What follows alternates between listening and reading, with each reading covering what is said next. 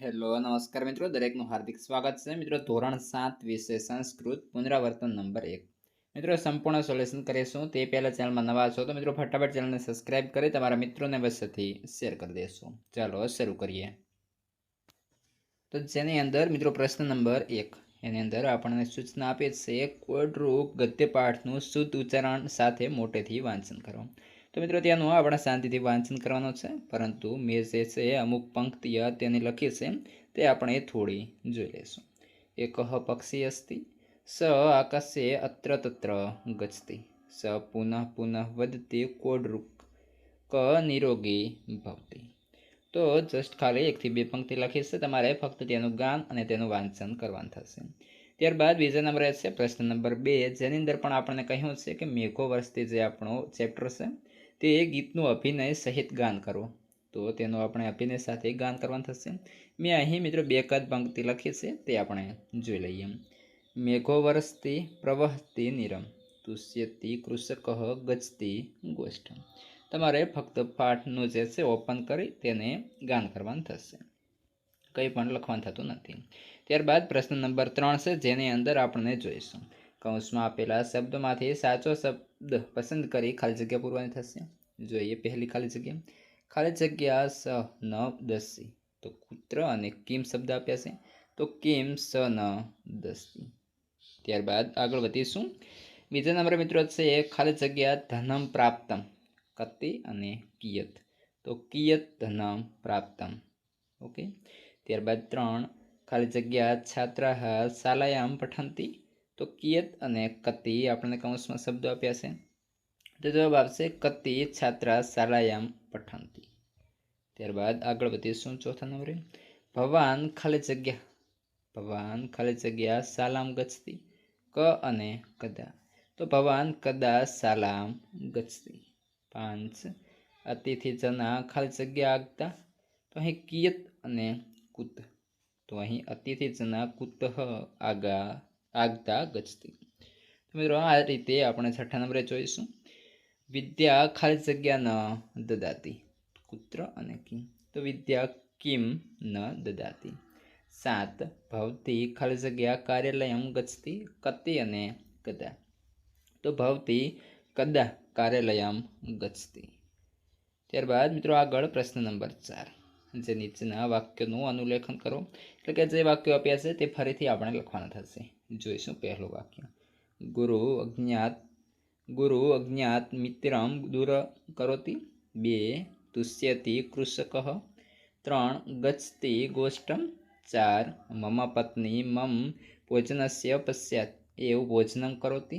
5 ગૃહપાઠલેખને મમ પિતા અહીં અપि સહાયતા કરોતિ. 6 સ એવ નિરોગી ભવતિ. 7 સ વनं ગચ્છતિ વૃક્ષે ઉપવિશતિ ચ. 8 શ્વાન ભયમ ન અનુભવતું.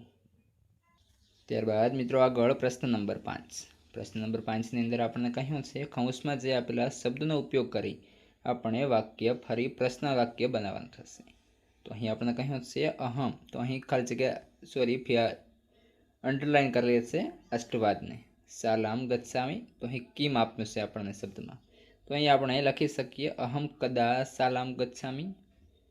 ત્યારબાદ આગળ 2 મમ મિત્ર જામનગરે વસતિ. તો કૌંસમાં આપણને શબ્દ આપે છે કુત્ર. તો મમ મિત્ર કુત્ર વસતિ.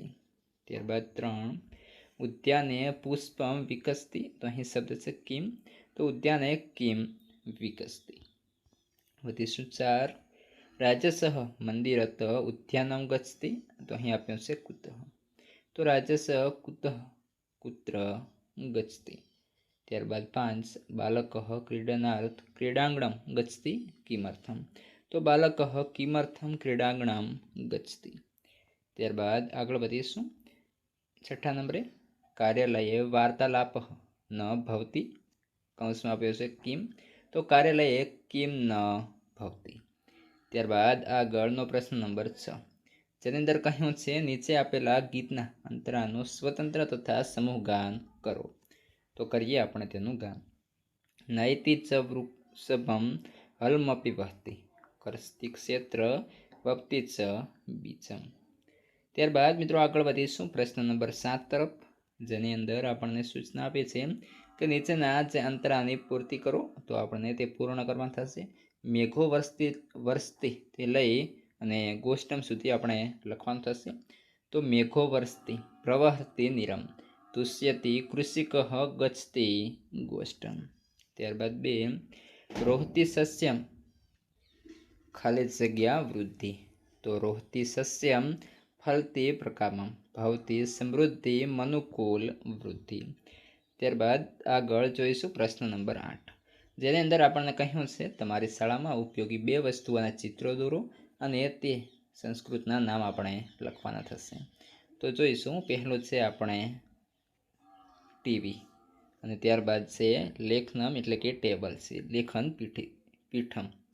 તો શાળામાં અમુક જે એનાથી પણ અન્ય જે છે આપણે વસ્તુ નામ લખીશું. મેજ મતલબ લેખન પીઠમ, કાળું પાટિયું કૃષ્ણ ફલક, ત્યારબાદ ચોક તો ધોતખંડ, પંખો તો વ્યજનમ, ખુરશી આસંદ, સોય સૂચિકા, ચિત્રો ચિત્રાણી અને ફૂટપટ્ટી તો માપિકા.